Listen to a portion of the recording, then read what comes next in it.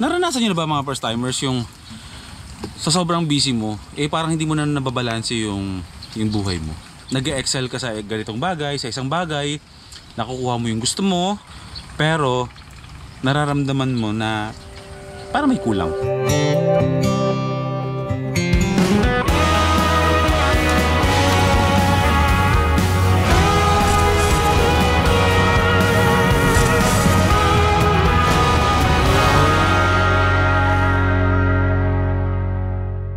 Bilis!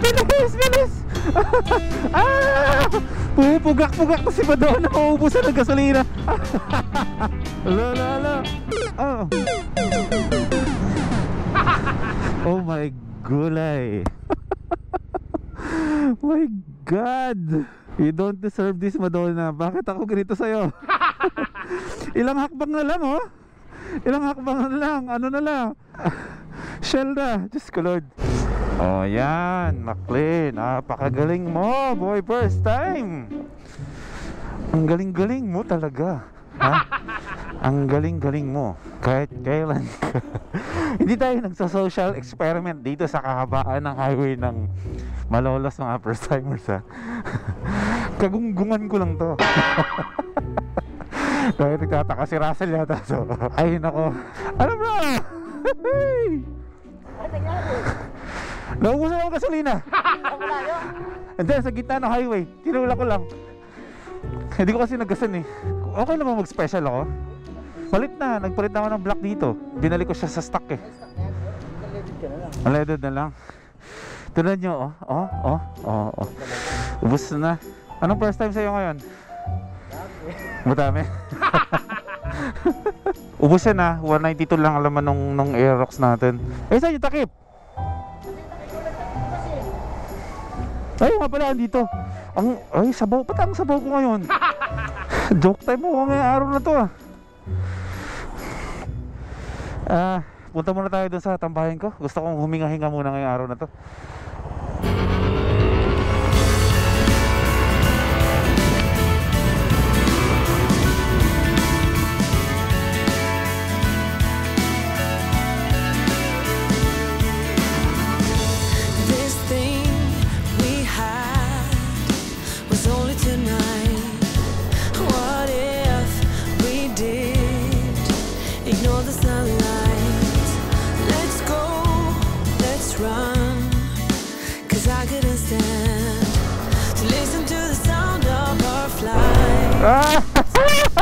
Na-miss ko dito. Oh my God.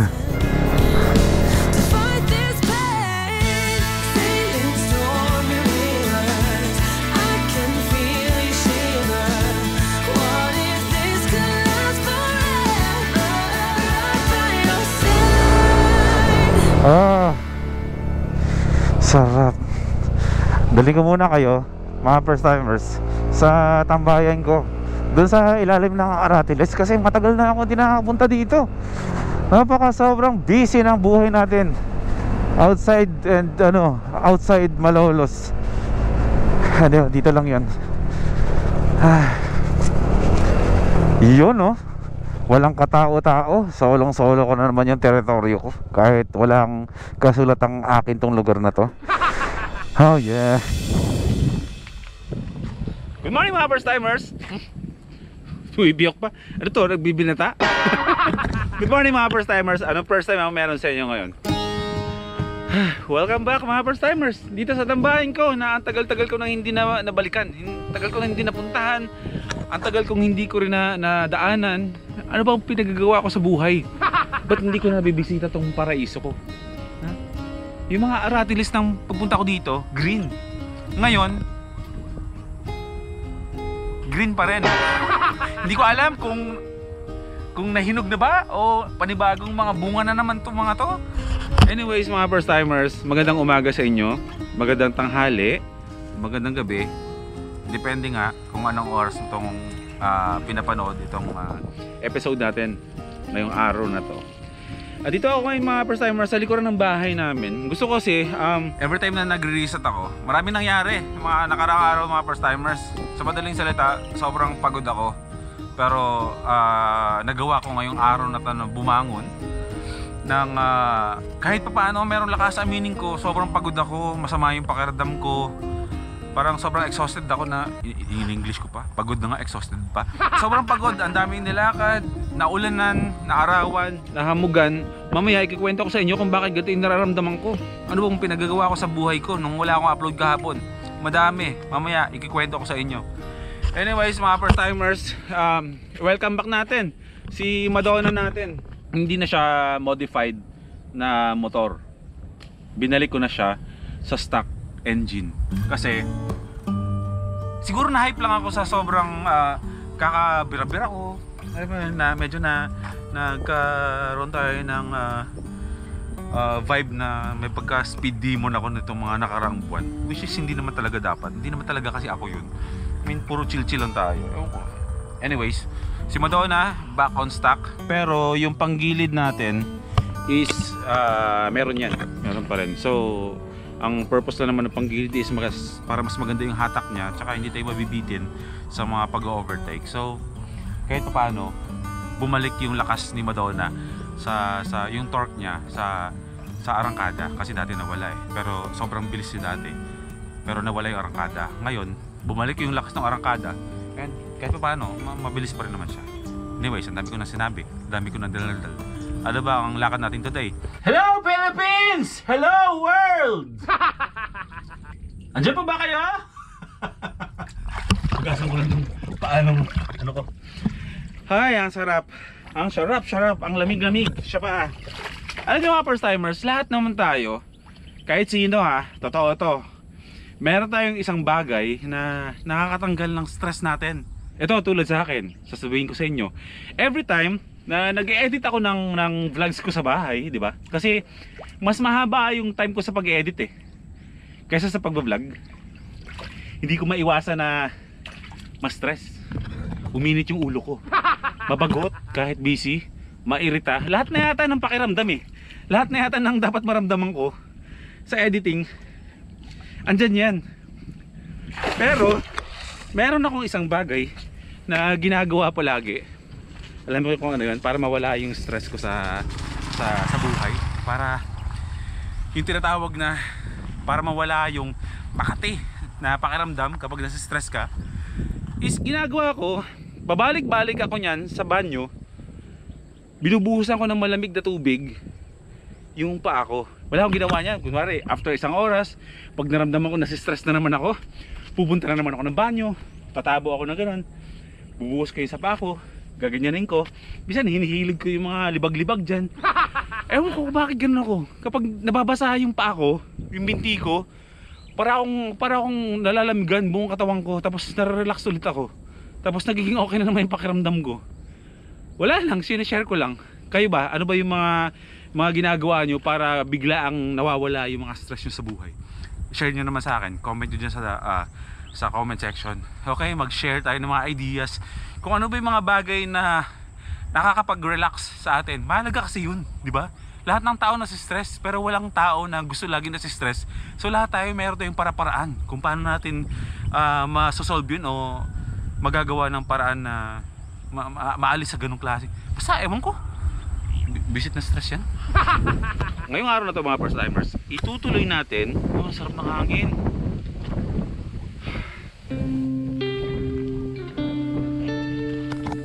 Bihira.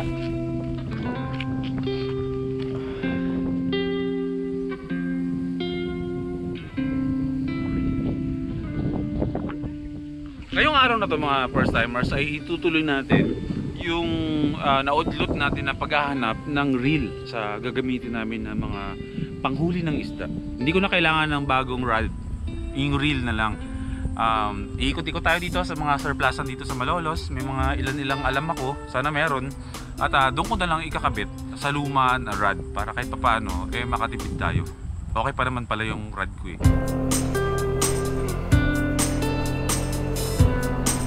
Dito tayo dumaan para medyo maiba-iba yung tanawin natin. Hindi puro highway. Ito, junk shop to.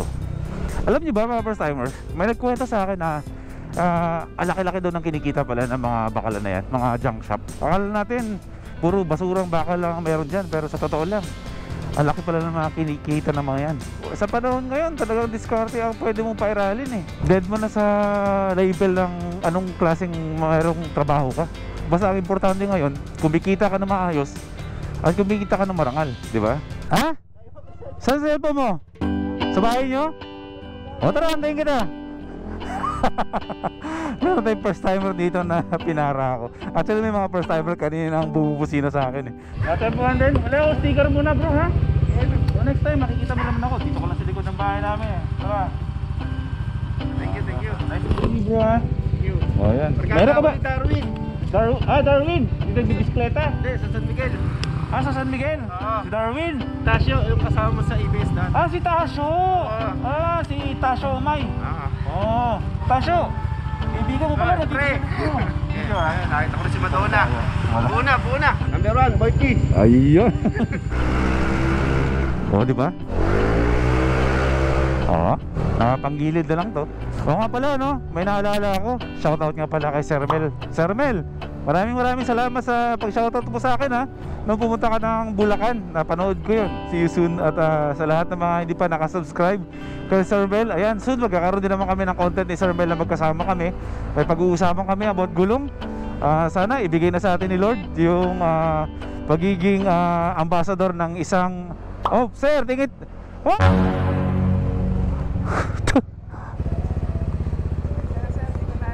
Oh bro, muntikan ako dun ah. Sige bro.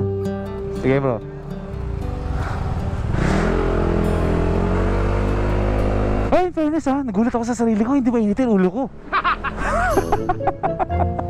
Laki na pala ng pinagbago ko, my god, no? Kung napapanood nyo na dati yung mga vlogs ni Boy First Time, hindi ganito. Napakainit ng ulo ko, nakikipag-away ako sa vlog, akala nyo ba? So kaya yung mga bagong mga first timers dito ha, baka may mapanood kayo na vlog na mainit yung ulo ko lagi. Nakikipag-away ako sa mga nasa paligid ko, biglang pumipitik yung pasensya ko. Yun yung dating ako, mga first timers. Ngayon hindi na ako ganun, nagbago na ako eh. I mean, yung mga panahon na yun, medyo stressed out lang talaga ako lagi. Pero ngayon hindi na. Sir, makaka-copyright ako. Meron po kayo dyan fishing reel? Ay, wala. Ayan, nakalimutan ko tuloy si Sir Mel. Road to 100,000 subscribers ni Sir Mel.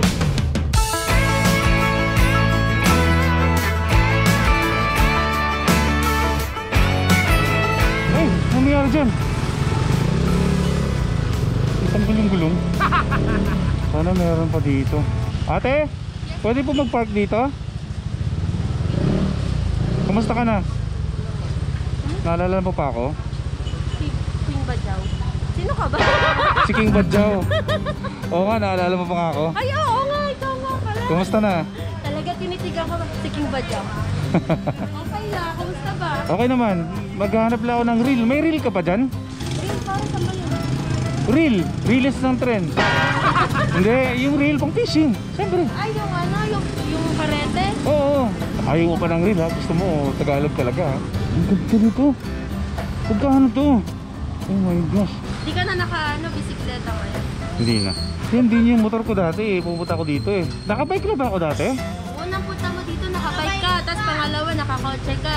Parang ganun pa yung puluhan ng kotse. So may higit isang taon na tayo hindi nakikita. Oh, mag-iisang taon pa lang pala. Yan ginagamit ko pang travel. Oo nga no. Dahil ako dumadaan-daan dito. Inaantay ko lang wala ka dito. Para dadaan sana. Ngayong araw napasubo lang ako eh. Wala ka dito. Tapos nakita ko. Akala mo ba? Hindi, joke lang. Bibili nyo to? Ito yung lutuan, di ba? Kailangan din natin yan. Butane. Ay kasama pa yung butane na yun eh. Ano nga tawag doon? Butane and ano? Butane and the beast. Long time na kasi nga, no? Ganun pa rin na. Mukha ka pa rin badyaw ah. Ang ganda ng buhok mo ngayon, makata. Bakit yung dati ba? Mukha kang unggoy. Yung kulot yung buhok mo? Mas maganda yan. Mukha kang unggoy nun? Oo, ngayon mukha ka ng tak. Oh, yun pala. Yung Queen Badyaw at King Badyaw, biroan lang namin dalawa yun. Eto, kailangan ko lang ng simpleng ano lang, hindi ko kailangan ng ano, para di sa isa Hindi namin. ko alam yung tumingin yan eh, si kuya kasi ang... Ayan, Badyaw! Ay, pogi na po. Pogi na po ako ngayon, no? Ngayon ko lang napagtanto. Bakit ano po yung itsura ko po dati, yung kulit yung buhok ko? Baka maliwala yan. Dati po kasi pogi lang ako ng talagang pogi. Eh, dati. Hindi, ganito na lang. Balikan ko na lang si Kuya Noli mamaya. Oo, na hapon. Magla-lunch muna ako, no? Sige, anong oras na oh? Kaya pala pumapayat ka na. Joke lang! Hindi ko alam kung niloloko mo ako. Nagsasabi ng totoo eh. Sana laging quarantine para pumupogi ka. Yun ba, Jow? See you later. Kailangan ko lang makahanap ng isang reel ngayon. Yun na lang muna unahin natin. Para may mangyari, may maisara tayo ngayong araw na to. At umuulan na naman. Masama pakaramdam ko.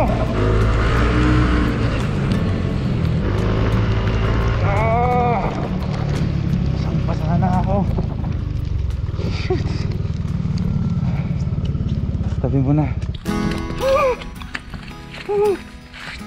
Grabe.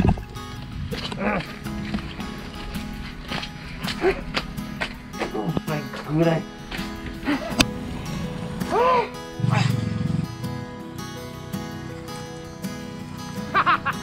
Gumaan ang pakiramdam. Kahit anong gawin ko, basa na ako. Inom na nga ako ng BioFlu pag uwi. Kahit na masama yung panahon, gusto ko yung ganitong panahon. Weird, no? May mga tao na nalulungkot kapag ganito yung panahon, pero ako, iba yung register nung ganitong klima sa akin. Mas napapakalma niya ako, mas nagkakaroon ako ng moment na mag-isip-isip. Actually, kanina pa ako isip ng isip, kagabi pa. Actually, kahapon pa. Kaya wala akong upload. Pero hindi ibig sabihin na anxious ako, hindi. Naranasan niyo na ba mga first timers yung sa sobrang busy mo, parang hindi mo na nababalanse yung buhay mo. Nag-excel ka sa ganitong bagay, sa isang bagay, nakukuha mo yung gusto mo. Wala kang kahirap-hirap kasi nagigain mo yung gusto mo, nagagawa mo yung gusto mo. Pero nararamdaman mo na parang may kulang, di ba? Ako, honestly, madalas ko yung nararamdaman yun. Akala nyo, si Boy B ang busy, ang daming ganap, ang daming lakad, parang ang saya niya lagi sa buhay, lahat ng gusto niya nagagawa niya, lahat ng pangarap niya na unti-unti niya natutupad. Diba? Naisip niyo yun? Ako naisip ko yun. Hindi mo makukuha yung isang bagay ng lubusan nang wala kang sinasacrifice na ibang bagay. Like sa akin, tulad ngayon, masaya ako na maganda yung takbo ng career ko dito sa YouTube. Nag-grow tayo unti-unti. Minsan mabilis, minsan mabagal, pero nag-grow tayo. Dumami yung mga sponsorships natin, kaliwat kanan, meron na. Meron na rin tayong ibang pinagkakakitaan, pinasok na rin natin yung pagnenegosyo. Pero dumadating pa rin ako sa point na ako masaya na ako eh. Masaya na ako sa ganitong klaseng galawan ko sa pagtatrabaho sa YouTube. Simpleng galawan lang, simpleng pamumuhay pa rin. Masaya ako sa sitwasyon ko ngayon. But then may mga times talaga na napapaisip ako na parang kulang, parang may kulang. Na-fulfill ako sa isang bagay na ganito. Pero after that, nararamdaman ko na parang may kulang. Masaya naman ako sa buhay. Hindi ko alam kung guilt siya o konsensya na parang, napoprovide ko lahat ng pangangailangan ko sa bahay. Lahat ng mga bills ko nababayaran ko naman. Lahat ng mga bagay na kailangan ko, nabibili ko rin naman. Alam niyo yung pakiramdam na may kulang. Alam ko na yung dahilan kung bakit ako nagkakarito this past few days na nag-iisip ako. Nasa sobrang kabisihan ko na naisip ko yung dahilan kung bakit ano yung kulang. Naranasan niyo na ba yung hindi niyo nababalanse yung buhay niyo kasi ang busy niyo sa trabaho tapos wala kayong panahon sa pamilya niyo? Panahon sa nanay mo, panahon sa tatay mo, panahon sa mga kapatid mo, panahon sa anak mo, panahon sa mga kaibigan mo. Walang masama sa pagiging masipag. Pero yung kinakain ka na ng kasipagan mo at hindi mo na nababalanse yung buhay mo at napapabayaan mo na yung iba. Ganyan ako. Hindi ko sinasabi to para mag-rant out. Gusto ko kasi maka-inspire pa rin. Ito tinatake lang natin kasi gusto ko yung outcome ng pinag-uusapan natin is positive pa rin na maka-inspire ako. Kaya nga pala ako wala kahapon, wala akong upload is ako na rin yung nag-insist na ilabas ko yung family ko na pumunta kami ng Tagaytay.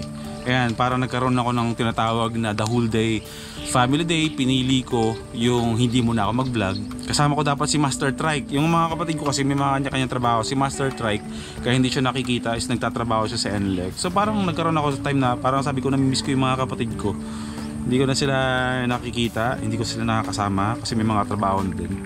Parang ganun pala, no? Kahit sabihin mong lahat ng gusto mo, hindi buo yung happiness. Hindi siya solid. Kumbaga, yung happiness na meron ka is hilaw. Nagkaroon kami ng chance na magtagaytay kahapon. Pinasyal ko dun yung mga kapatid ko, sila nanay, si Hana. Parang ngayon lang ulit nangyari yung ganito, yung lumalabas kasama yung pamilya. Tapos sobrang pagdating namin dun, umuulan, nagfa-fog. Lalo na kay Hana, na first time niyang mapunta sa foggy na lugar. Yung happiness na meron siya, ibang klase, hindi matatawaran. So sabi ko, ito pala yung mga bagay na namimiss ko. Na sa sobrang kabisihan ko, dapat pala mga ganitong bagay na i-experience din to, lalo ng anak ko. Huwag yung isipin hindi ako okay, ha? Okay ako. Kahit busy-busy tayo, pero ayun nga, gusto ko lang kayong inspire na saludo ako sa mga taong masisipag, mga taong mga punong-puno ng pangarap, pero balansehin natin yung buhay. Okay? Balansehin natin.